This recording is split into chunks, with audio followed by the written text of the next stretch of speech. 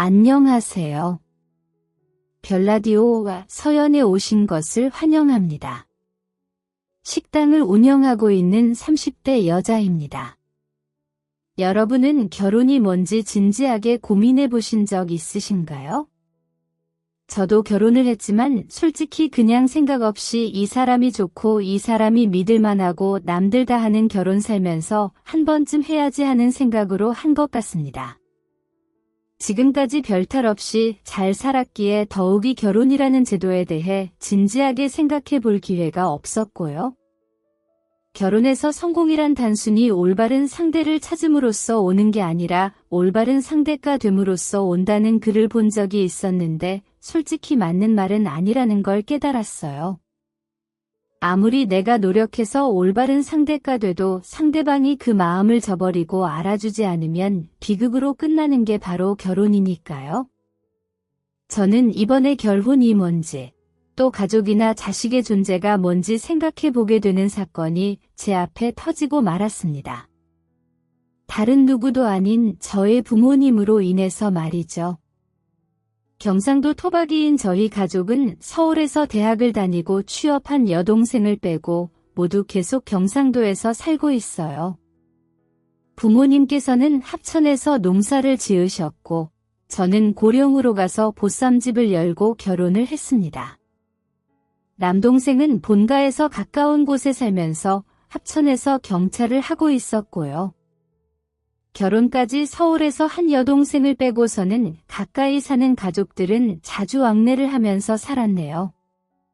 저와 남동생이 날을 잡고 본가에 가면 늘 부모님보다도 저희를 먼저 반겨주시는 분들이 계셨습니다.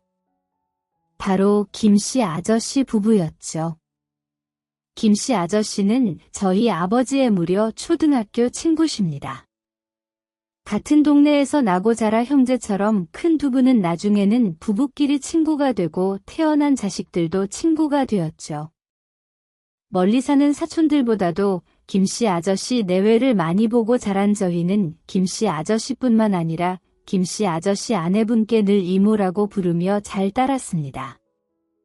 어렸을 때는 김씨 아저씨의 아내이니까 아무 생각 없이 똑같이 김씨 이모라고 불렀거든요. 그랬더니 이모가 이러시는 거예요.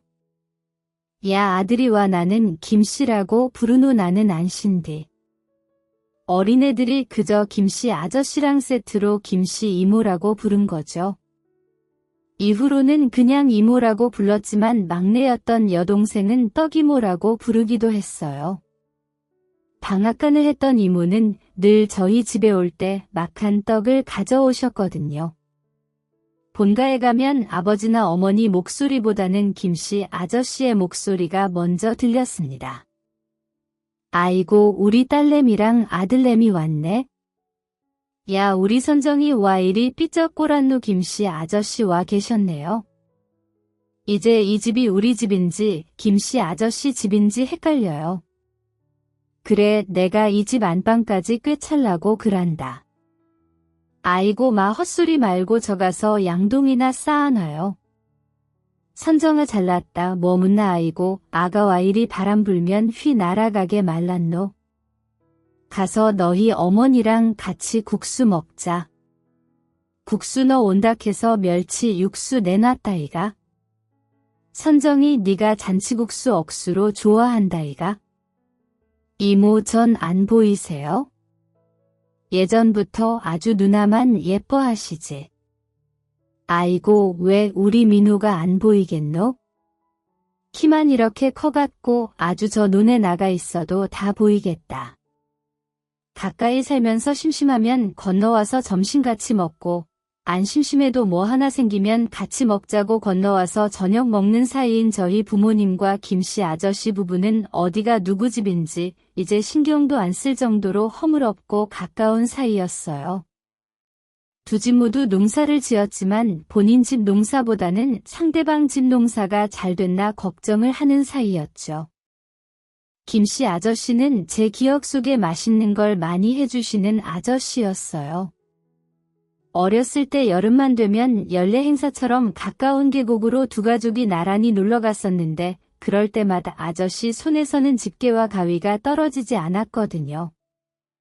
장어도 구워주시고 고기도 구워주시고 저희 배가 터질 만큼 빵빵해진 걸 보셔야 본인 입에 고기를 넣기 시작하셨고요. 신기한 게 평소 술을 안 좋아하셔서 입에도 안 대시는 저희 아버지는 꼭 김씨 아저씨만 계시면 술을 드셨어요. 김씨 아저씨 앞에서는 술 한 잔 걸치고 풀어진 모습을 보여주셨죠. 제가 왜 매번 김씨 아저씨랑만 술을 드시냐고 물으니까 아버지는 이렇게 대답하셨어요. 내가 마음이 편해서 그런다이가. 마누라랑 아들 앞에서 안 보여주고 싶은 모습은 김순천이 앞에서는 마음 편히 보여줄 수 있다. 저는 그 말을 듣고 이게 무뚝뚝한 경상도 사나이들의 오정인가 이런 생각을 했었습니다. 김씨 아저씨 가족과는 기쁨뿐만 아니라 슬픔 또한 나눴어요. 김씨 아저씨는 저희 할머니가 돌아가셨을 때 3일 내내 장례식장에서 저희 아버지 옆을 지켰습니다. 장례식 내내 눈물을 삼키던 아버지께서는 김씨 아저씨 어깨에 기대 눈물을 보이시기도 했어요. 또 이모께서는 정신이 없는 저희 어머니를 대신해서 저희 남매를 챙기셨고요. 저 같은 경우에는 김씨 아저씨보다는 이모에 관련된 기억이 더 많은데요. 아마 이모가 저를 정말 예뻐하셨기 때문이었을 거예요. 제 생각엔 친한 친구의 큰딸이라서 더 그랬나 봐요. 왜 첫 조카가 제일 예쁘고 애틋하다고 하잖아요. 이모는 정말 저를 친조카 정도로 생각하신 거죠. 저도 어려서부터 예쁨 받고 자란 기억이 새록새록 남아있어서 본가 가는 길이면 늘 이모 방앗간으로 먼저 가서 얼굴 도장도 찍었고요. 이모가 좋아하는 탁주도 한 병씩 사가고 가게에서 보쌈도 포장해서 가져다 드리곤 했습니다. 이모 방앗간을 나설 때면 아버지가 좋아하는 찹쌀 시루떡 사서 본가로 갔어요. 그때마다 제가 떡값을 내려고 하면 이모는 늘 손에 쥐고 있는 부채를 살살 흔들면서 이렇게 말씀하셨어요. 야야, 내가 그 돈을 와 받노? 치아라. 내가 네 두대기 가면서 키웠는데 니한테 이 돈을 받겠나? 아유, 그냥 가라. 그냥 가. 네가 갖고 온 고기랑 퉁칠라니까. 저는 이런 이모 덕분에 살던 동네를 벗어나기 전까지는 떡을 돈 주고 사 먹어본 기억이 전혀 없네요. 지금은 드세고 억센 이모지만 제가 어렸을 때 기억하는 이모는 항상 조용하고 나긋나긋한 분이었어요. 거기엔 또 슬픈 사연이 있죠. 김씨 아저씨와 이모 사이에는 아들과 딸 이렇게 자식이 둘이었는데 그중 큰아들이 저와 같은 나이였거든요. 저보다 꼭 3개월 후에 태어난 아들은 학교에서 공부도 잘하고 참 착했어요. 성인 되고 바로 공장에 취업해서 나가 살았는데 20대 후반 참 아까운 나이에 사고로 그만 세상을 뜨게 됐습니다. 음주운전 운전자 차량에 치여 그 자리에서 바로 사망했죠. 자식을 먼저 보낸 부모의 모습을 본 적이 있으신가요? 앞에서 차마 숨소리도 못 낸답니다. 위로의 말은 아예 하지도 못하고요. 큰아들의 장례식에서 이모는 3번 정도 혼절을 하셨고 이후로는 그 나긋하고 조용한 모습은 아들과 함께 땅에 묻어버리셨어요. 억울하게 떠난 자식에 대한 슬픔으로 세상에 대한 불만과 원망이 많아져서 이리저리 시비도 참 많이 거셔서 싸움도 많이 났네요. 사정을 알기도 했고 또 원래 동네에서 평판이 좋았었기에 동네 사람들은 그저 자식 떠나보낸 양반이니까 쉬쉬하고 넘어가기만 했었죠. 그 후로 동네 싸움딸이 된 이모지만 저희한테만큼은 늘 다정하셨어요. 또 저를 더 애틋하게 여긴 게 먼저 떠난 아들과 같은 나이여서는 아닌가 싶습니다. 늘 그런 이모를 저희 가족은 안쓰럽게 생각했어요. 특히나 이모가 저희 어머니를 부러워할 때면 더 마음이 좋지 않았죠. 선정아, 너 엄마는 어쩜 그리 아들을 잘 키웠노? 내는 네 엄마가 부러워 죽겠다. 큰딸은 요렇게롬 예뻐서 식당 사장님이지 민호근만은 경찰이지 특히 희정이 가가 진짜 잘 컸다. 애가 거기 어디고 서울 명문대 들어가가 그 힘든 대기업에도 다니고 의사 양반 만나서 잘 살고 있고 참말로 부러워 죽겠다. 내가 A 이모는 혜숙이가 들으면 서운해하겠다. 혜숙이가 이모한테 얼마나 잘해요. 꽤 유명한 회사도 다니고 있잖아요. 회사 다니면 뭐하노 파지 같다고 잘 오지도 않는 가스나 누가 이쁘다고 혜숙이가 늘 저한테 연락해요. 가까이 있으니까 잘 좀 챙겨달라고. 본인 몫까지 혜숙이가 이모를 얼마나 생각 많이 하는데요. 하나 남은 딸이 멀리 살아서 늘 적적해하던 이모 여분 저와 제 남동생이 채워줬어요. 김씨 아저씨와 이모가 저희에게 잘해주시는 만큼 저희도 또 다른 자식들처럼 살뜰히 모셨죠. 이렇게 두 가족들 서로 모르는 구석 하나 없는 김씨 아저씨와 저희 집은 몇십 년의 인연을 계속 유지해오고 있었어요. 집안에 숟가락이 몇 개고 젓가락이 몇 개인지 죄다 꿰차고 있을 정도였으니까요. 그렇게 서로가 서로의 울타리가 되어주며 가족처럼 지내왔는데 이 울타리는 죄다 무너질 수 있는 허상이었다는 걸 알게 되는 끔찍한 계기가 있었습니다. 아버지의 경운기 사고로 세상을 떠나시면서 모든 사실이 수면 위로 올라오기 시작했어요. 정말 마른 하늘의 날벼락이었죠. 아니, 아직 경운기는 한 손으로도 끄떡없이 운전하시던 아버지가 경운기를 타고 가다 사고가 나다니 정말 믿을 수가 없었어요. 한창 저녁 장사를 하던 저는 남동생의 연락을 받고 급히 본가로 달려갔습니다. 아버지가 경운기 사고가 났다는 말에 두 손이 벌벌 떨렸죠. 손님이 있는 식당은 그냥 문을 닫을 수 없어 비번이었던 남편에게 연락을 해서 가게 마감을 하고 합천으로 오라고 했어요. 서울에 있는 여동생에게 연락을 넣고 본가에 도착했을 때는 말 그대로 초상집이 따로 없었어요.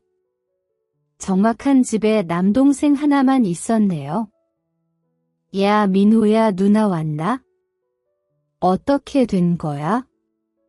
엄마는 병원에 갔지? 나도 누나랑 같이 가려고 기다리고 있었다. 아버지 사고 난 현장도 보고 오고. 야, 근데 경운기 사고가 갑자기 왜? 나 아버지가 그 경운기를 몇 년을 몰았는데 뭐, 누가 친 거야? 아, 아버지가 술을 드신 것 같다.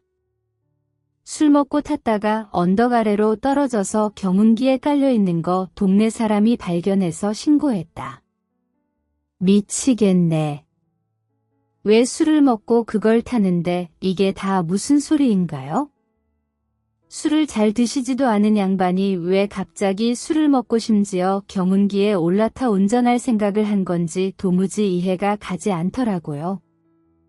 술을 드시고 탔다고? 아니, 누구랑 어떻게 드신 건데? 김씨 아저씨 아니야? 아버지는 김씨 아저씨하고만 술 드시잖아.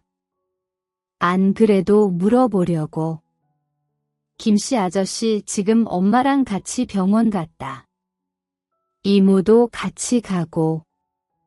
가서 물어봐야지. 평소에 술도 안 마시는 양반이. 아니 왜 술을 먹고 핸들에 손을 댔냐고. 저와 남동생은 함께 병원으로 향했습니다. 그곳에는 참담한 표정의 김씨 아저씨와 울고 있는 어머니를 달래고 있는 이모가 계셨어요. 도착한 저와 남동생은 어머니를 붙잡고 울며 김씨 아저씨에게서 의사의 말을 전달받았어요. 아휴, 너희 아버지 경운기 밑에 오래 깔려 있었다고 한다. 거기는 왜 타갔고 이리 허무하게 가노? 아저씨, 혹시 저희 아버지랑 같이 술 드셨어요? 술. 그래, 묻기는 묵었지. 너희 아버지가 대낮부터 집에 와가 한잔했다. 그런데 취할 정도도 아니고 진짜 입술만 딱 담근 정도인데 어서 더 먹고 탔는지 내가 알 리가 있나? 아저씨 댁에 가셨을 때 경운기를 타고 가신 거예요? 아니다. 거서역까지 얼마나 걸린다고 그냥 걸어왔던 것 같은데. 저는 아버지의 급작스러운 죽음에도 계속 머릿속을 맴도는 의문을 떨칠 수가 없었어요. 엄마, 그럼 아버지가 집으로 돌아오셔서 경운기를 끌고 나가신 거예요? 아휴, 나도 모른다. 그 양반 언제 들어왔다 나갔는지 집 안으로는 들어오지도 않고 그냥 끌고 나간 것 같은데 나는 그때 뒤뜰에 나가 있어서 소리도 못 들었다.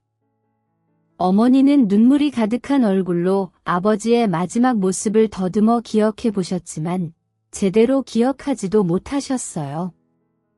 어머니는 끝내 울다가 기력이 다 떨어지셨는지 제대로 거동도 못하셨고요. 선정아, 너그 엄마 이대론 안 되겄다. 내가 집에 데리고 가서 좀에 쉬게 할 테니까 너희들이 여기서 아버지 옆 좀 지켜라. 이모는 어머니를 모시고 잠시 본가로 내려가셨어요. 장례식 절차 전에 먼저 쉬고 오는 게 낫다고 판단을 하신 거죠. 그렇게 병원에는 저와 남동생, 김씨 아저씨만 남게 됐습니다. 김씨 아저씨는 저희 조부모님이 계신 산소를 얘기하시며 아버지도 거기 모셔야겠다는 말을 하셨어요. 남동생은 일단 의사에게 아버지가 입고 계셨던 옷까지라도 받아와야겠다고 했습니다. 몇 시간 후에 여동생이 서울에서 내려왔네요. 애가 얼굴이 새하얗게 질려서 제 얼굴을 보자마자 무릎을 꿇고 울기 시작하더군요. 저희 자매는 그렇게 얼싸안고 한참을 울었어요. 지병도 아니고 예상치 못한 아버지의 죽음은 정말 실감이 안 날 정도로 너무나 충격적이었으니까요. 한참을 울다가 진정이 돼서 대기했다가 아버지의 사망 진단서를 발급받았네요. 저와 동생은 진단서를 나눠 손에 들고 앞으로 어떻게 할지 의논을 했습니다. 언니, 아버지는 그럼 할아버지랑 할머니 계시는 선산에 모시면 되나? 그건 먼저 연락을 해야 하는 거지. 아침에 군청에 연락해야지. 엄만 어떻게 아시나? 농사 짓고 우리 집에서 같이 살자고 하면 들으시려나? 언니가 모시고 살게. 그럼 형부는? 이건 예전에 얘기 끝났어. 둘 중에 한 분 돌아가시면 모시고 오기로 집도 가까우니까. 그렇다고 너나 민호가 모시고 살 순 없잖아. 민호겐 아직 결혼도 안 했고 너는 너무 멀리 사니까. 난 상관없는데 엄마가 서울 사이만 괜찮다고 하시면 우리 집 근처에 어머니 사실 아파트 하나 마련해 드려도 되고. 너 의사 남편 두더니 어째 스케일이 커졌다. 뭔 소리래? 엄마랑 아버지 땅 팔면 그 돈으로 해드리려고 했는데. 아, 우리 아버지 불쌍해서 어쩌냐? 아니, 왜 안 하던 행동을 해서 이렇게 가셔? 남는 엄마도 불쌍해서 어떻게 하고. 언니, 내가 아버지 장례 끝나면 며칠 엄마 모시고 해외여행이나 다녀올까? 아버지 생각 안 나는 데서 바람 좀 쐬면 여러모로 도움되지 않을까 싶어서. 엄마가 가신다고만 하면 좋지? 저와 여동생이 이런저런 앞으로의 계획에 대해서 얘기를 하고 있을 때 저 멀리서 남동생의 목소리가 들렸습니다. 누나, 누나. 저는 갑자기 저를 부르는 큰 목소리에 깜짝 놀랐죠. 야, 병원에서 왜 큰 소리야? 근데 너 얼굴이 왜 그래? 뭐야? 오빠, 누가 쫓아와? 다 큰 놈이 병원에서 뛰고 큰 소리 내서 잔소리 좀 하려는데 그냥 입이 꾹 다물어졌어요. 왜냐하면 여동생과 제 앞으로 다가오는 남동생의 얼굴이 새파랗게 질려 있었거든요. 아니 분명 새파랗게 질려 있다가 갑자기 제 손으로 머리칼을 벅벅 긁어 넘기면서 붉어지기도 하고 얘가 아버지 죽음에 큰 충격을 받아 제정신이 아닌 건가 싶었습니다. 그리고 계속해서 입을 달싹거리면서 뭔가 할 말이 있는 것처럼 구는데 속이 답답해져서 남동생에게 대체 왜 그러는지 물었어요. 뭔데? 너 왜 그러는데 얼른 말해봐. 내가 정말 미치겠다. 미치겠어? 이게 무슨 일이고 아우 사람 답답하게 만들지 말고 빨리 말해. 무슨 일인데 여동생이 답답해서 빽소리를 지르자 남동생은 그제야 들고 있는 쇼핑백에서 뭔가를 꺼내더군요. 그거 아버지 옷이야. 사고 나셨을 때 입고 계셨던 남동생이 쇼핑백에서 아버지의 옷이라도 꺼내나 싶었는데 제게 뭔가 건네는 남동생의 손에는 옷이 아닌 다른 게 들려있더군요. 바로 수첩이었어요. 아버지가 늘 가지고 다니시던 작은 검정색 가죽 수첩 말이죠. 이거 아버지 수첩이잖아. 이거 어디 있었어? 아버지가 가지고 계셨던 거야? 아버지 조끼 앞가슴 주머니에 있더라. 근데 누나 함 읽어봐라. 내가 말을 못하겠다. 대체 뭔데 그러는데 이게 뭐야? 답답하게 구는 남동생에게서 수첩을 가져온 저는 아버지의 손때가 묻은 낡은 수첩을 펼쳐보았습니다. 앞에 몇 장은 아버지 농사와 관련된 메모가 몇 개 있었고 그 다음부터는 아버지가 쓴 일기가 있었죠. 거의 맨 뒷장까지 그득그득 적힌 일기는 앞에 몇 자만 읽어도 그 자리에 주저앉을 뻔했었네요. 9월 26일 초저녁부터 순천이가 집으로 와서 막걸리 한잔 했다. 선정 엄마가 두부 김치를 해줬는데 내리 먹고 마시다가 그대로 잠이 든 것 같다. 잠들기 전에 순천이가 이놈은 막걸리 한 통을 채우는 꼴을 못 봤다라고 웃는 걸 들은 것 같다. 그렇게 한동안 있다가 주방에서 떨그럭떨그럭거리는 소리에 살피참에서 깼다. 선정 엄마가 설거지를 하나 하고 무거운 눈을 들어 올리는데 나는 거실에 누워있고 주방 모습이 여실히 눈앞에 들어왔다. 술이 들어가서 그런 건지 눈이 뜨끔한 것 같고 어질어질했다. 근데 술 때문이 아니었다. 취해 누워있던 내 눈앞에 있는 주방의 광경 때문이었다. 설거지를 하고 있는 건 선정 엄마가 아니었다. 내 친구 순천이었다. 그리고 그런 순천이 뒤에 딱 붙어 있는 저 사람, 내 아이들의 엄마였다. 선정 엄마가 설거지하는 순천이 뒤에 앞판을 딱 붙이고 붙어 있었다. 이게 무슨 일인가 했다. 눈앞의 모습을 이해하기 시작하자 간간히 소리도 들렸다. 선정 엄마는 순천이 옆구리를 살살 만지면서 살이 좀 찐 것 같네라고 했고 순천이는 이에 당신이 맨날 맛있는 거 해주니까 그렇지라고 한다. 둘이서 간질간질한 말을 주고받는데 난 도무지 움직일 수가 없었다. 당장 그 자리에서 일어나 이게 뭐 하는 짓이냐고 따져야 했지만 내 몸은 도무지 움직이질 않았다. 혹시 내가 술김에 헛걸본 거면 어쩌나 나는 그냥 누운 그 자리에서 그대로 눈을 감아버렸다. 아버지의 첫 번째 일기를 읽은 저는 그대로 굳어 있었습니다. 제 옆에서 함께 읽은 여동생도 미동도 아니 숨소리조차 들리지 않았어요. 지금 제가 읽은 이게 대체 뭐죠?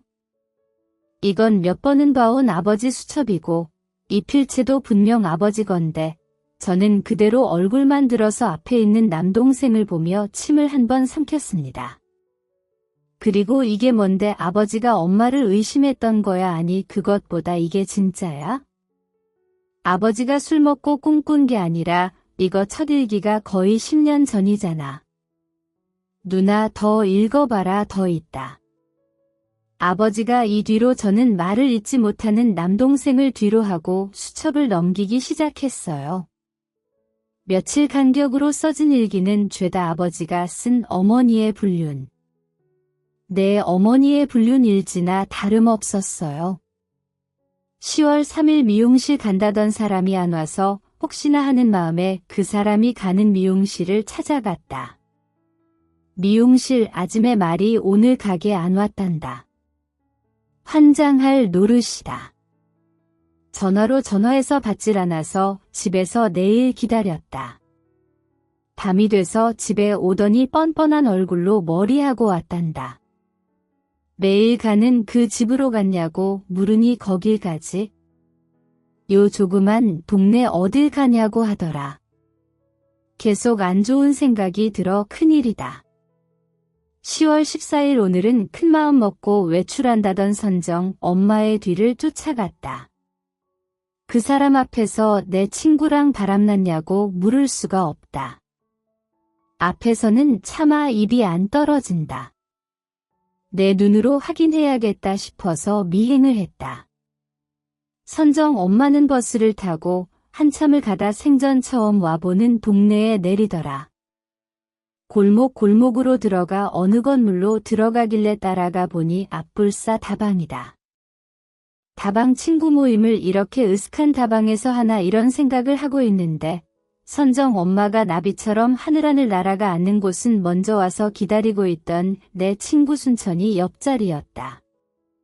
순천이는 먼저 와서 그 다방에서 선정 엄마를 기다리고 있었던 거다. 이제 더 이상 부정할 수 없게 됐다. 사이좋게 나란히 앉아 팔짱을 낀 두 사람을 보며 생각했다. 내 마누라와 나의 가장 친한 친구가 바람을 피우고 있다. 11월 30일 점심때부터 외출한 선정 엄마도 순천이도 연락이 안 돼서 하루 종일 속이 타들어갔다. 둘 다 연락이 안 되는 날에 나는 이렇게 집에서 속만 끓이고 있다. 처량하다. 이해할 수가 없다. 다른 사람도 아니고 순천이가 내 마누라가 순천이랑 땅 사기당했을 때 단 한 번의 고민도 하지 않고 대뜸 본인 통장을 쥐어준 게 바로 순천이다. 더 이상 뭐가 뭔지 잘 모르겠다. 지금까지 내가 살아오면서 얻은 보물 2개가 있다면 가족과 친구뿐인데 그 2개가 나란히 흔들고 있는 것 같다. 몇백 개의 일기 앞에서 저는 뭐라고 형용할 수 없는 감정이었어요. 아버지의 착각이 아닐까? 아버지가 뭔가 잘못 알았겠지 하는 생각과 동시에 우리 어머니가 이런 걸 보고 혼자만 속 썩였을 아버지를 생각하니 당장 가슴이 미어지기도 하더라고요. 그리고 더 미칠 노릇은 저희 아버지께서 위암으로 투병 중이었을 때 쓰인 일기도 있다는 겁니다. 6월 3일 위암 판정을 받았다.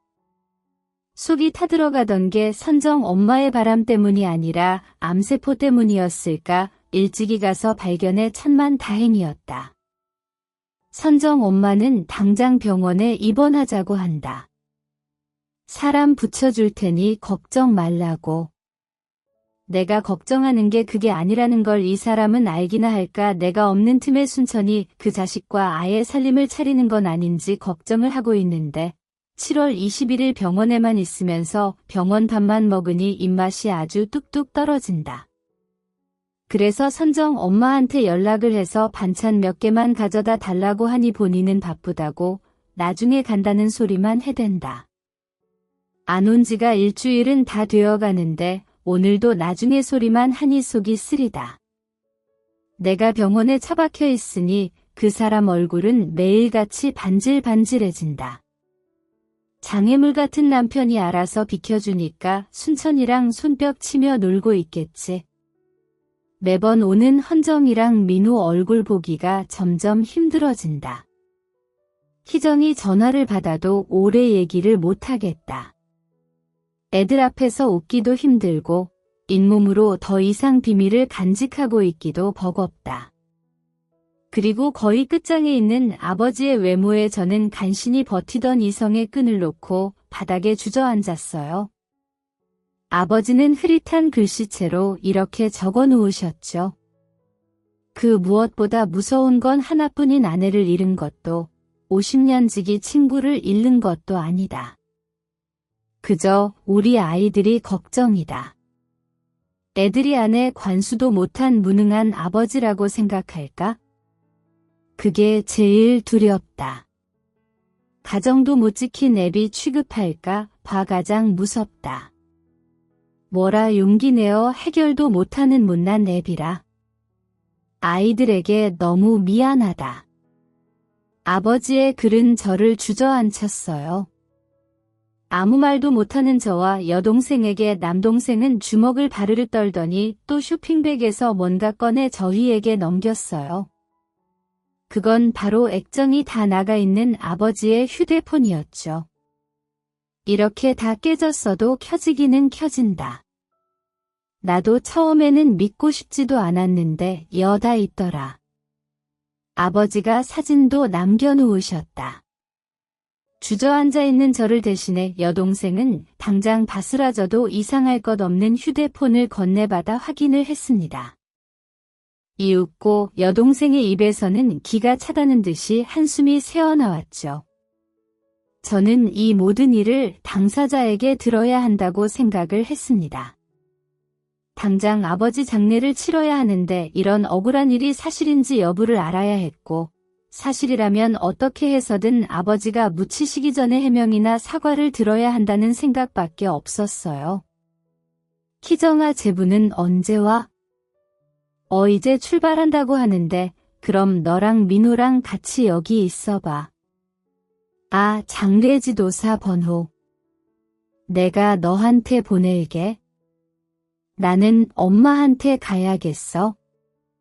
누나 지금 가서 어쩔 건데 어쩌긴 뭘 어째 진짠지 아닌지 들어야지.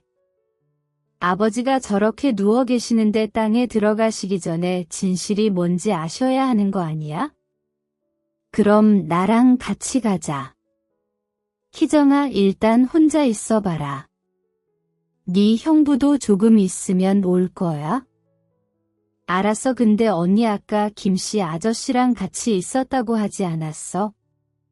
그 아저씨한테도 물어봐야지. 몰라. 아까 전화 받는다고 하더니 아직도 안 와? 혹시 우리 갔을 때 다시 오면 넌 그냥 모른 척하고 있어. 알았지? 그렇게 저와 남동생은 어머니가 계시는 본가로 향했습니다. 이제 아버지가 세상에 안 계시다는 것만으로도 감당이 안 되는데 어머니가 장장 10년 동안 저희를 속이고 김씨 아저씨와 바람을 폈고 또 그 사실을 혼자 끙끙 앓고 알았다는 아버지 고백까지 감당해야 했었죠. 믿어지시나요? 저와 남동생은 본가로 향하는 길에 차 안에서 한마디도 하지 않았습니다. 동생은 무슨 생각을 했을지 모르는데 저는 기억을 더듬었어요. 혹시 내가 눈치 못 챘을 어떤 낌새가 있었나 하고요. 기억이 나는 건 그저 몇 주 전부터 김씨 아저씨가 본가에 자주 안 오셨다는 것뿐이었어요. 매번 김씨 아저씨와 이모 나란히 저희 본가에 계셨는데 어느 순간 이모만 놀러 오셨거든요. 이모는 그저 그 양반 뭐가 바쁜지 매일 바칠도 내 팽개치고 나돌아다닌다 이렇게만 말씀하셔서 별 생각하지 않았거든요. 설마 일과 관련이 돼 있을까 머리가 깨져라 생각을 했죠. 그렇게 한참 머리통을 쥐어짜는데 어느덧 저기 본가가 보이더라고요. 남동생은 주차를 하고 한동안 핸들을 잡고 놓지 못하더군요. 복잡한 표정으로 차에서 내리지도 않고 있는 모습을 한 번 보고 저는 바로 차에서 내렸습니다. 이 말도 안 되는 일을 바로잡아야 했으니까요. 제가 차에서 내려 마당을 가로질러 현관으로 가니 뒤이어 남동생이 차에서 내려 쫓아오는 소리가 들리더군요. 집은 거실에 등 하나만 켜져 있고 정막만이 감돌았어요. 저는 거침없이 집으로 들어가 어머니를 찾았죠. 근데 그때 주방 쪽에서 물 한 잔을 들고 나오는 어머니를 발견했고 어머니는 갑자기 나타난 저희들을 보고 화들짝 놀라시더군요. 아이고 깜짝이야, 너가 왜 여있노? 병원에는 누가 있고 희정이가 있어요. 근데 엄마, 우리가 할 말이 있는데 이모는요 저희 집으로 건너갔지, 이따 같이 가자고 하고, 남동생은 제 눈치를 보며 기어들어가는 말투로 말했고, 어머니는 저희가 뭘 아는지 까맣게 모르는 얼굴로 이런저런 말을 하더군요. 저는 주머니 속에 든 아버지의 수첩을 한번 잡았다가 바로 어머니께 물었어요. 엄마, 혹시 바람 펴요? 뭐 이게 무슨 소리고, 바람은 무슨 바람? 엄마, 지금 거짓말할 생각하지 마세요. 우리가 확실한 증거가 있어서 하는 소리예요. 근데 엄마 입으로 직접 들어야 할 것 같아서, 그래 제발 솔직하게 말해줘요. 엄마, 아버지 내버려두고 다른 남자랑 바람 피웠어요. 얘는 이상한 소리 하지 마라. 내가 바람을 피우기는 뭘 바람을 피워? 아, 이제 와서 얘기하는 건데 너그 아버지 투병하고 나서 사람이 예민해져가 나한테 아주 의처증 마냥 굴었다. 아이가 내가 그래도 사람이 아팠으니까 하고 이해하고 넘어가는데, 니들이 그 인간 사고 나기 전에 무슨 말을 들었는지 몰라도 죄다 상상이다.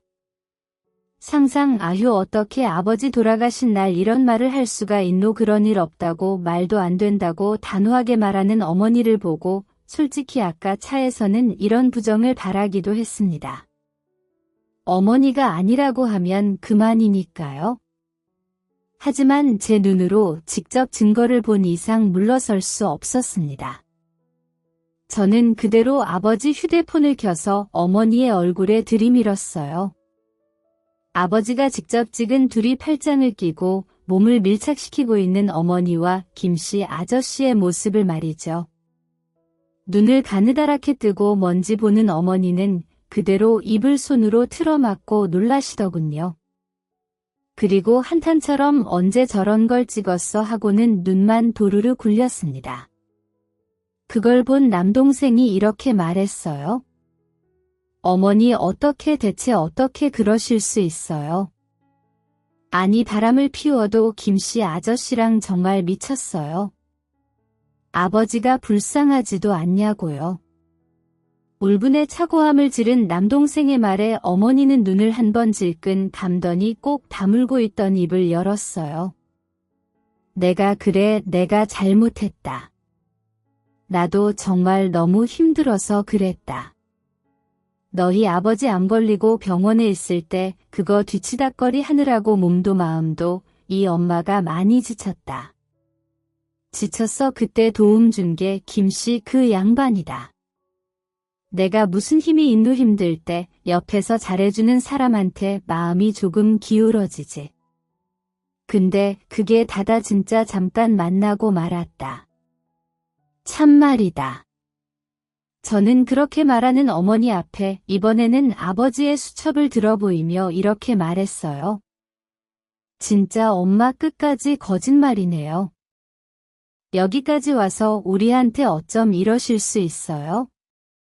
엄마, 김씨 아저씨랑 만난 지 거의 10년이 다 돼가잖아요. 아버지 위암 판정받기 훨씬 전에 아버지 일기에 다 있어요. 그리고 여기 사진 찍힌 날짜도 한 달 전 것도 있어요. 한 달 전 어머니 너무하신 거 아니에요? 아버지가 어머니한테 뭘 못했어요? 친구라곤 하나밖에 없고 술도 안 좋아하는 양반이 늘 가족들하고 붙어서 가족들만 보고 살았는데, 근데 그 하나뿐인 친구랑 바람이 나요? 너희는 이 문제를 지금 이렇게 꺼내야겠나? 아버지 돌아가신 날 이 애미가 얼마나 힘들지 생각도 안 하고 그저 니들 술 먹고 사고 내서 죽은 아버지만 불쌍하다. 이거가 남동생과 제가 한 번에 몰아붙이자 이제 변명할 생각도 하지 않으시는지 눈에 핏발을 세우고 소리를 지르는 어머니. 정말 기함을 했습니다. 이제 아버지도 안 계시니 걸릴 것도 없다는 생각이었을까요? 저는 어머니의 마지막 말을 듣고 넌지시 물었습니다. 엄마, 아버지 술 먹고 경운기 끌고 나가는 거 봤어요? 못 봤어요. 엄마랑 바람난 김씨 아저씨랑 술 마시고 경운기 끌고 나가는데 그거 봤냐고요? 못 봤냐고요? 제 물음에 집안은 한순간에 정막만 감돌았습니다. 남동생은 숨죽여 어머니의 대답을 기다렸고 어머니는 21번 꼴딱 삼키더니 메마른 입술을 열었죠. 못 봤어. 그 양반 집에 들어온 건 봤는데 난 술맛인지 몰랐다. 술 냄새도 안 났고 얼굴도 멀쩡해 보였다니까 그냥 나 한 번 빤히 보더니 그대로 나가는데 내가 그걸 어떻게 아노? 머리가 띵하고 울렸습니다. 본인의 아내와 바람난 친구와 술을 먹고 집에 와서 바람난 아내를 한 번 보고 나간 아버지의 마음이 이루 말할 수 없을 정도로 제게 밀려들어오는 기분이었어요. 그 절망감과 비참함 저는 참지 못하고 어머니에게 소리를 질렀어요. 어머니가 아버지 죽인 거예요. 어머니가 그 인간이랑 바람만 안 났어도 우리 아버지 그렇게 허무하게 가지 않았어. 이제 우린 고아나 마찬가지예요.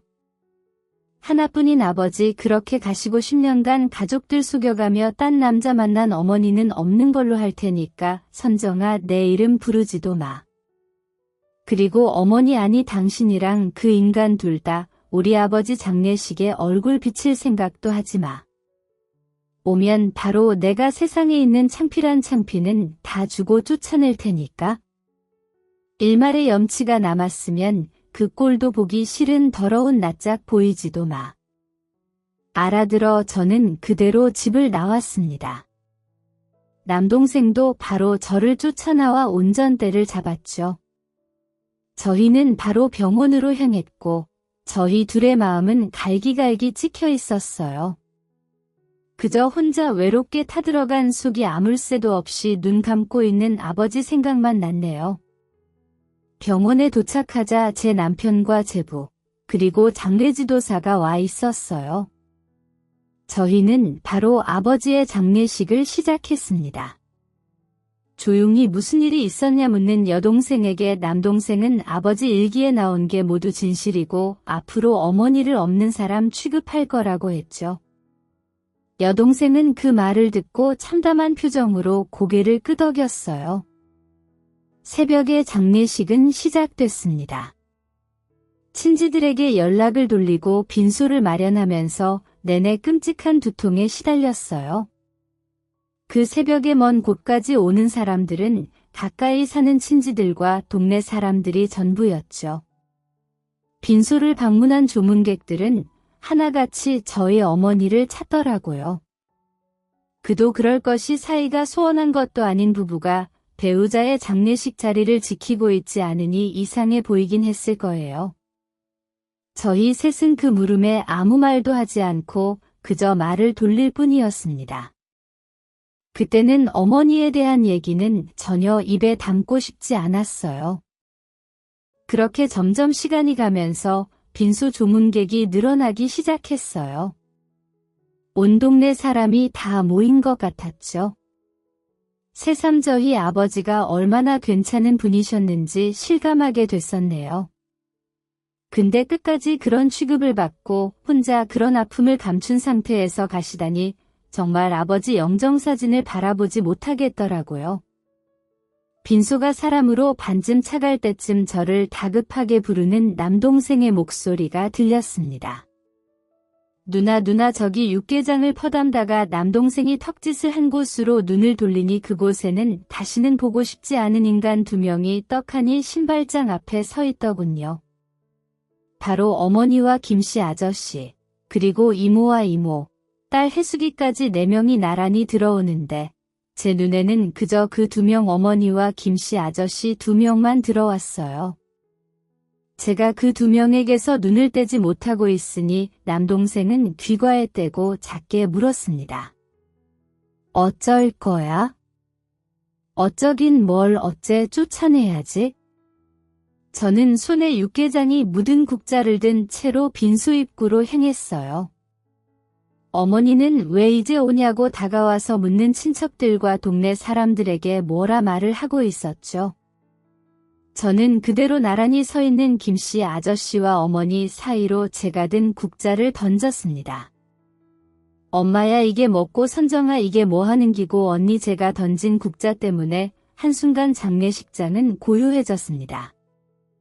그대로 바닥에 떨어진 국자만 요란한 소리를 낼 뿐이었죠.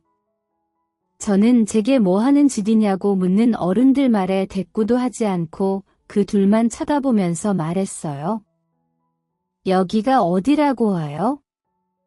내가 분명히 오지 말라고 했지. 제 고함에 어머니는 한순간에 사색이 됐고 뭔가 어머니에게 들은 건지 김씨 아저씨는 놀랐다기보다 당혹스러운 낯빛을 하고 있더군요. 그저 옆에 있던 이모와 혜숙이가 당황해서 저를 말릴 뿐이었어요. 야 선정아 너 지금 뭐 하는 거야? 선정아 니 지금 뭐 하는 기고 무슨 일인데 술렁거리는 장례식장에서 저는 그저 김씨 아저씨와 어머니를 번갈아가면서 보고 물었습니다. 내가 말해요. 내가 지금 왜 이러는지 선정아 일단 들어가자. 들어가서 얘기하자. 저를 달래면서 빈소 안으로 들어오려는 김씨 아저씨를 보고 저는 몸을 던져 입구를 막았습니다. 옆에 있던 남동생도 그런 김씨 아저씨를 제지하고 여동생도 곧 제 뒤로 따라왔죠. 들어가긴 어딜 들어가 불쌍한 우리 아버지 속여먹고 둘이 붙어 먹은 인간들이 감히 우리 아버지 마지막 길을 같이 배웅하려고 해. 아버지가 누구 때문에 죽었는데 당신 둘이서 바람나서 그런 거 아니야. 날카로운 저의 목소리에 장례식장은 한순간에 아수라장이 됐습니다. 이모는 제 팔을 잡고 그게 대체 무슨 말이냐고 했고 혜숙이는 사색이 됐죠. 빈소 안에 있던 조문객들은 모두 나와 구경을 했고요. 저희 아버지 장례식에서 이 사단이 난 건 유감스럽지만 정말 무엇보다 저 둘이 쌍으로 저희 아버지 영정사진 앞에 있는 모습을 아버지께 보여드리게 할 수는 없었어요. 저는 그때 여기서 혀 깨물고 죽는 한이 있더라도 그 둘은 빈소에 들이지 않겠다고 생각했습니다. 내가 분명히 말했죠. 둘 다 여기 오면 각오해야 할 거라고 창피당할 각오하고 오라고. 근데 태어나게 둘이서 같이 들어와 제정신이야? 당신은 몇십 년을 같이 산 남편의 제일 친한 친구랑 바람났고 당신은 50년 지기 중마고 마누라랑 바람난 주제에 무슨 염치로 고개 빳빳이 들고 여길 와. 당신들이 눈만 안 맞았어도 우리 아버지 이렇게 안 죽었어. 혜숙 아버지 이게 무슨 말이고 지금 말 좀 해봐라. 선정이 야가 지금 하는 말이 도대체 무슨 말인데 내도 모른다. 선정아 일단 들어가자. 들어가가 얘기하자. 절대 안 되지. 당장 나가요. 우리 아버지한테 당신들 얼굴 보여주고 싶지 않으니까 더 이상 창피당하고 싶지 않으면 당장 나가라고. 선정아 너 지금 제정신이야? 너희 아버지 빈소에서 이 난리를 치고 싶어. 어머니 말 참 잘하셨네요. 그럼 우리 어머니는 아버지 버리고 뒤에서 아버지랑 가장 친한 친구랑 바람나고 싶었어요. 우리가 빤히 옆에 있는데 아버지가 다 알고 계셨는데 남동생의 말에 어머니는 합주기 마냥 입을 꼭 다물고 얼굴만 시뻘개졌습니다. 김씨 아저씨는 와 미치겠네라고 말하면서 한숨만 푹푹 쉴 뿐이었죠. 우리는 이제 어머니 없는 셈 칠 테니까 알아서 사세요. 계속 저 인간이랑 뒤에서 만나든 혼자 살든 아무런 상관 안 할 테니까 이제는 가족 눈치 보지 말고 편히 바람이나 피우면서 살아요. 민호야 너 진짜 희정이 너는 너도 같은 생각이가 이 불쌍한 어미를 이런 취급하는 게 불쌍하긴 누가 불쌍해요. 여기서 불쌍한 건 아버지랑 우리 셋뿐이에요. 엄마가 이렇게 만든 거예요. 10년 동안 바람 피운 거 이제야 돌려받는 거라고요. 한순간에 저희 남매에게 버림받은 어머니는 당장에라도 쓰러질 몰골이었어요. 저는 마지막이다 하고 이렇게 말을 했죠. 가세요. 가서 2번 다시 우리 눈앞에 띄지 마세요. 연락도 하지 말고 죽은 인간처럼 지내요. 나는 당장 당신이란 인간 배에서 태어난 것만으로도 치가 떨리니까 이대로 우리 인생에서 나가라고요. 분이 풀리지 않아 부들부들 떠는 저를 보고 어머니는 그대로 고개를 떨구더니 휘청거리면서 장례식 건물을 나갔습니다. 그 뒤를 김씨 아저씨가 눈치를 살살 보면서 따라갔네요. 더러운 인간들. 근데 그때 제 눈에 이모와 해숙이가 들어왔어요. 이모는 등을 보이며 나가는 김씨 아저씨를 보고 굳어 있으셨어요. 해숙이가 뭔지 모를 표정으로 저를 한번 보더니 이모를 감싸 안고 나가더라고요. 참 내가 못할 짓을 했구나 하는 생각이 들더군요. 저는 남편과 제부가 소란스러워진 빈소를 정리하고 있을 때 동생들 손을 잡고 아버지 영정사진 앞으로 갔습니다. 그리고 천천히 무릎을 꿇었어요. 인자하게 웃고 있는 아버지 사진 앞에서 저는 벌벌 떨리는 목소리로 말했습니다. 아버지 정말 죄송해요. 근데 정말 이렇게 안 하면 우리 아버지 억울해서 눈도 못 감으실까 봐 무서워서 그랬어요. 불쌍한 우리 아버지 정말 죄송해요. 지금까지 아버지 상처도 모르고 이 못난 자식들이라서 정말로 죄송해요.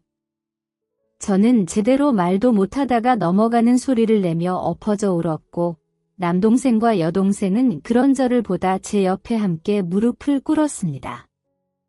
저희 남매는 그렇게 눈먼 장님마냥 아버지의 심정을 몰랐던 걸 한참 무릎 꿇고 빌었네요. 저희 아버지께서 이런 못난 남매를 용서해 주셨을까요? 남은 장례식 동안 어떻게 눈을 뜨고 있는지 모르겠습니다.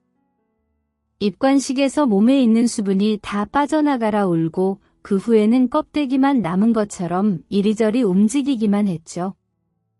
나중에 남편이 당신이 그때 어떻게 버텼는지 아직도 모르겠다고 하더군요. 물도 잘 마시지 않았거든요. 아버지를 선산에 모시고 나서야 제 5살 난 아들이 미음을 퍼서 넣어주길래 뭘 먹기 시작했어요. 저도 남동생도 또 여동생도 한동안 제정신이 아니었어요. 남동생은 어머니가 안 계실 때 아버지 물건을 몇 개 정리해 가지고 와서 저와 여동생에게 보여줬어요. 그리고 버릴 건 버리고 태울 건 태우고 또 간직할 건 간직해서 처리했죠. 마음 같아서는 어머니를 아버지와 서류상 남남의 관계로 만들고 싶었지만 아버지가 돌아가신 마당에 불가능한 일이었습니다. 아직도 그걸 하지 못했다는 것 때문에 자다가도 벌떡 일어나네요. 친척들에게서는 대체 무슨 일이냐고 이렇게 어머니랑 안 보고 살 거냐고 연락이 지금도 온답니다.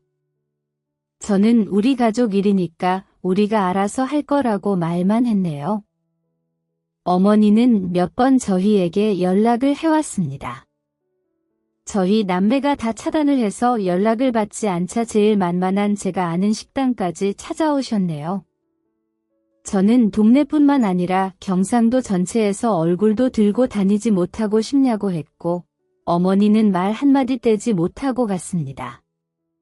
아버지 장례식에서 그 난리를 치고 후회하지 않겠다 다짐했는데 단 한 가지 제가 후회하는 점은 바로 이모와 해숙이 앞에서 그 꼴을 보였다는 거였어요. 저는 몇 날 며칠을 고민하다 해숙이에게 미안하다는 메시지를 보냈습니다. 내가 당장 우리 가족만 생각해서 그랬다고 너와 이모에게도 상처를 줘서 너무 미안하다고 말이죠. 그리고 하루 뒤에 해숙이에게 연락이 왔더군요. 한번 얼굴 보자고 말이죠. 저는 곧바로 나를 잡자고 했고 그렇게 만난 해숙이는 휑한 얼굴로 나타났어요. 그걸 보고 더 죄책감이 들었었네요. 저는 그런 해숙이 앞에서 어렵게 입을 뗐습니다. 잘 지냈어? 이런 말 묻는 것도 이상하다. 그치, 그러네. 너나 나나 제대로 지냈을 리가 없는데 미안해. 그날 그런 모습 보여서 너랑 이모가 무슨 잘못이 있다고, 특히 이모한테는 그렇게 전하면 안 됐는데, 그래 그렇게 전하면 안 되지. 우리 엄마가 널 얼마나 예뻐했는데 정말 미안하다. 근데 지금은 알게 해줘서 고마워하고 있어? 사실 엄마도 몇 달 전부터 이상하다고 생각하셨대. 아버지가 몇 날 며칠 집을 비우기도 하셨거든. 일도 통화 안 하시고. 그래서 그냥 기우다 하고 불안하게만 생각하셨는데 그 불안을 네가 깨준 거지? 아 진짜 내가 그랬으면 안 됐는데 이모한테 정말 죄송하다고 전해줘. 내가 당장 이모를 찾아뵐 낯도 없다. 우리 엄마는 너희 남매 걱정하시더라. 그래 이모라면 그러고도 남지? 정말 이모답다.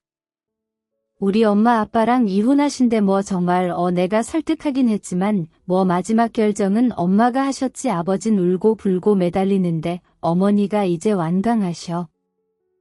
야 그래도 좋겠다. 우린 이제 부모님 이혼시키고 싶어도 못하는데 그것도 그렇네. 아휴 진짜 어쩌다가 이렇게 됐을까? 그러게 어쩌다가 이 지경까지 왔네. 너희 가족하고는 늘 좋은 기억뿐이었는데 나중에 혜숙이에게 듣기로는 김씨 아저씨와 저희 어머니하고는 완전 끝난 것 같다고 하더라고요. 김씨 아저씨가 정말 끝났다고 제발 용서해 달라고 하면서 이혼 과정 내내 끝까지 매달렸다고 하니까요. 왜 가정을 파탄내는 불륜 당사자들이 그 유난을 떨면서 만났다가 영원히 둘이 행복하게 사는 결말을 본 적이 없을까요? 그저 지들 가정만 다 망가뜨려 놓고 지들도 돌아서잖아요. 그리 애절한 세계의 사랑이면 끝까지 가던가요? 여동생은 변호사를 선임해서 아버지 땅과 재산도 어머니에게서 죄다 뺏어오자고 합니다. 근데 그 재산이라는 것도 제가 알기론 얼마 되지도 않고 땅도 혼자 농사를 짓지 못한 어머니가 팔아야 할 땅이니까 그냥 내버려 두자고 했어요. 이혼한 사이도 아닌데 그 재산을 다 가져오기도 힘들다고 했는데 여동생은 어떻게 해서든 가져오자고 이를 부득부득 갈았죠. 근데 앞으로 자식 3명한테 아무런 도움도 못 받고 살 건데 그 정도 재산은 있어야 살지 않겠어요? 여동생은 끝까지 우겼지만 저와 남동생이 반대해서 끝내 포기했네요. 어쩔 때는 참 저보다 독한 애 같아요. 또 혜숙이에게 전해 듣기로는 어머니와 김씨 아저씨 둘 다 얼굴을 들고 다니지 못한다고 합니다. 김씨 아저씨는 이혼을 하고 그 지역 생활을 아예 정리한다고 해요. 그도 그럴 것이 저희 아버지 장례식 후에 최소 몇 주간은 어머니와 김씨 아저씨의 불륜 사실이 그 동네 뜨거운 감자였거든요. 예민한 문제이긴 한데 여기저기 그 얘기를 안 하는 사람이 없는 수준이었으니까요. 동네 아이들까지 알고 있으니 말 다 했죠. 그래서 그런지 남동생은 발령만 바라보고 있네요. 아무래도 어머니와 같은 동네에 또 같은 지역에 경찰로 있으니 불편한가 봅니다.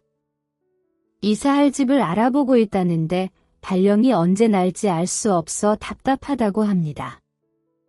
다른 지역에 살고 있는 저와 여동생보다는 남동생이 고생을 했을 거예요. 근데 후회는 없다고 본인 입으로 말하네요. 이렇게 손가락질 받고 입에 오르내리는 게 아버지가 끝까지 억울하게 눈 감으시는 것보다는 낫다고요?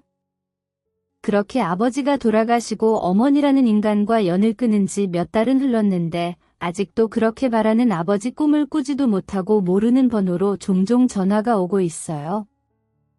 꿈에서 아버지를 만나면 꼭 죄송하다고 말씀을 드리고 싶은데 왜 나타나주지 않으시는 걸까요?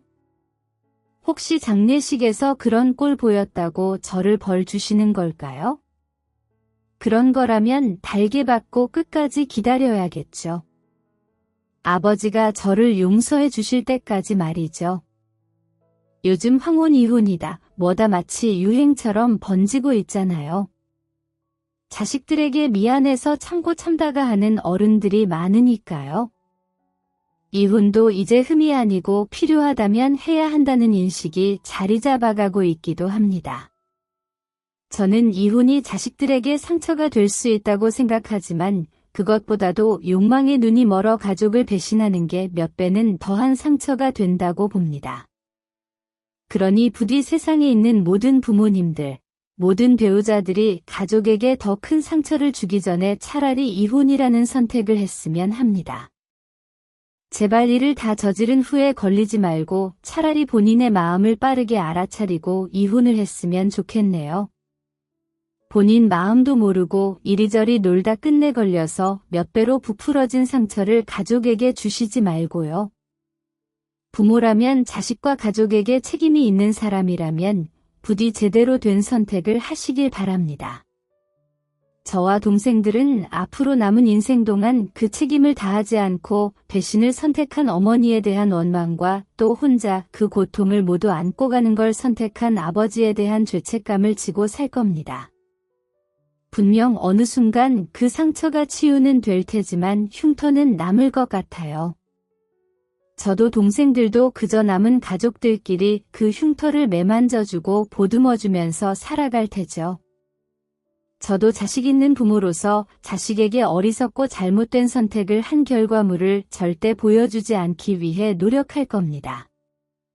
저와 같이 채널을 즐겁게 들으시는 모든 분들께서 부디 부끄럽지 않은 부모, 부끄럽지 않은 배우자가 되시길 바랍니다.